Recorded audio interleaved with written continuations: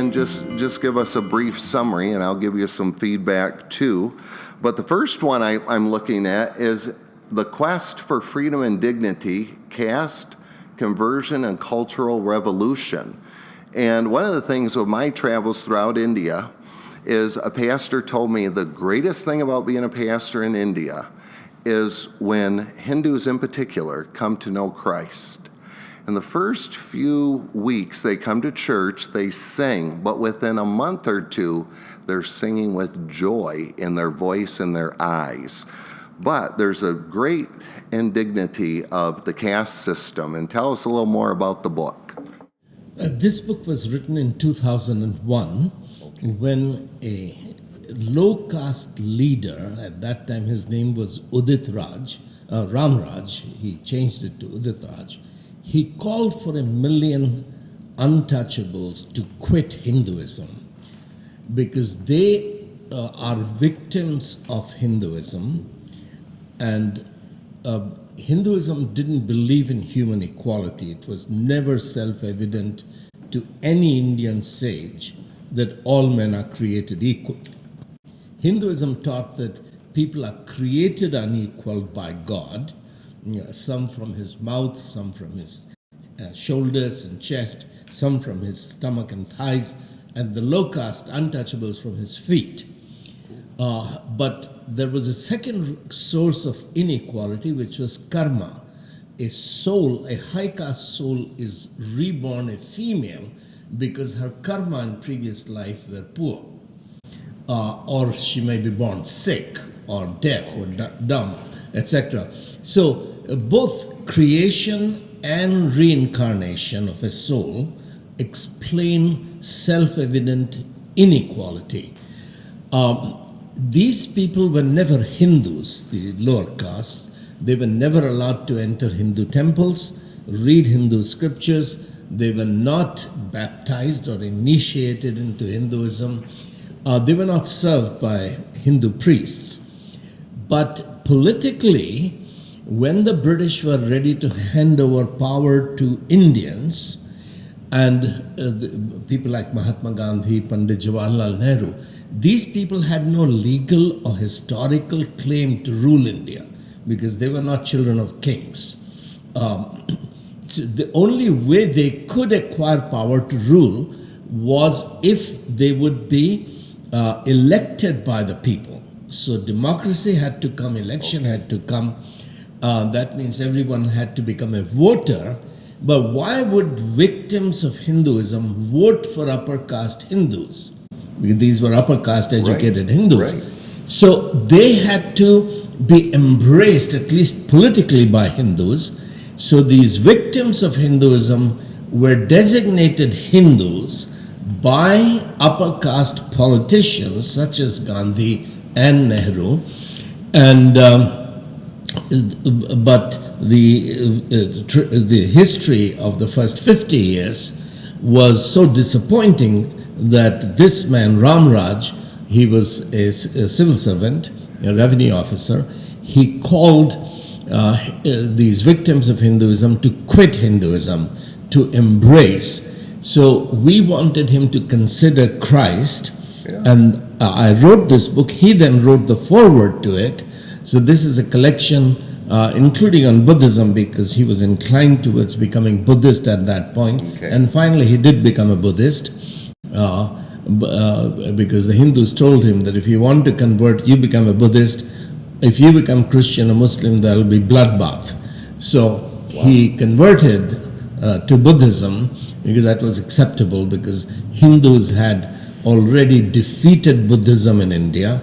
So they didn't mind more people becoming Buddhists. Oh, okay. So there is a chapter on Buddhism in the book, but it is a whole series of self-contained chapters, some of them fictionalized because they're based on actual incidents, to study why the only way to end this tyranny of caste inequality, bring human equality, restore dignity to these untouchables, victims of Hinduism, is the gospel. Yes. because the gospel emancipated serfs in Europe. At the time of Martin Luther, 500 years ago, vast majority of Christians in England Germany were serfs, Correct. Yes. which is sort of slavery, but equality came through Martin Luther's discovery in the New Testament of the doctrine of priesthood and kingship of all believers. Correct. Yes. In America, there was slavery, and many of the slaves were converted. Particularly, George Whitefield was the first white preacher who began to preach to the blacks to bring them to Christ. Many of the white bigoted Christians opposed his ministry. What are you doing? Do you want us to sit with our slaves in the church and drink communion from the same cup? So he responded by, from 1740 onwards, he started writing regular Bible studies, teaching human equality, restoring the dignity to every human being, made in God's image. So this book studies that how can the gospel, which is already transforming India, how can this deep quest of the lower caste for human dignity and equality can be realized? Well, with George Whitefield, people don't understand this in America. His preaching circuit began a communication and unity within the 13 colonies.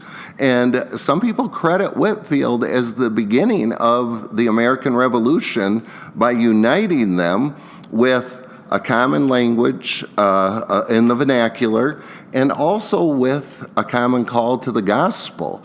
He would say to the people, and this was odd for Europeans, he would say, go back and see if your pastor is really a Christian, as opposed to the pastor asking the people.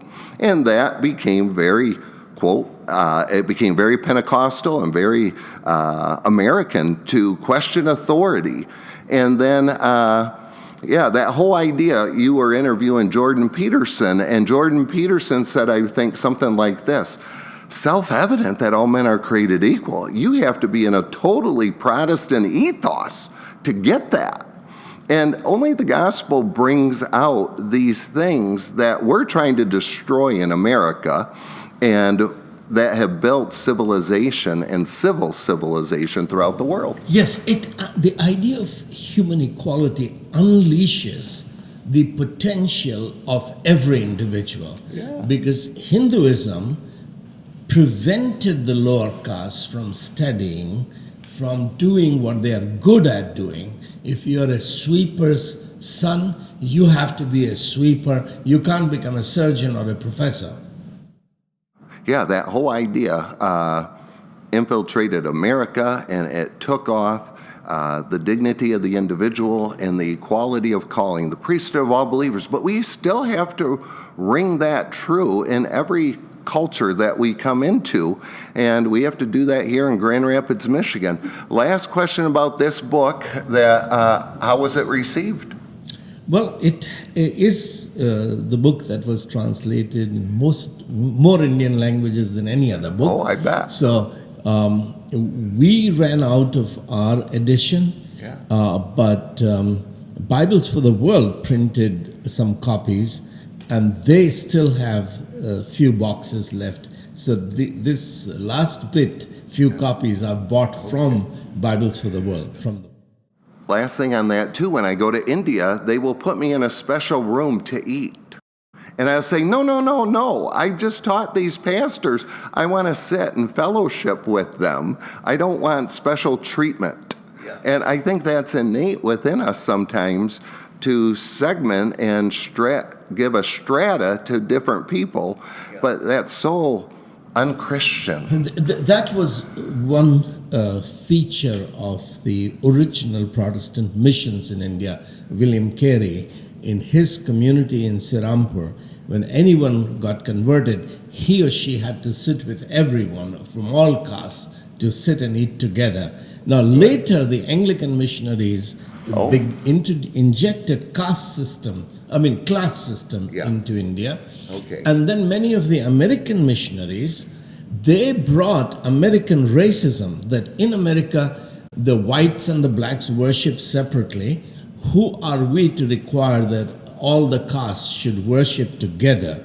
So from particularly Fuller Seminary and this whole insider movement, U.S. Center for World Mission also succumbed to that pressure. Okay.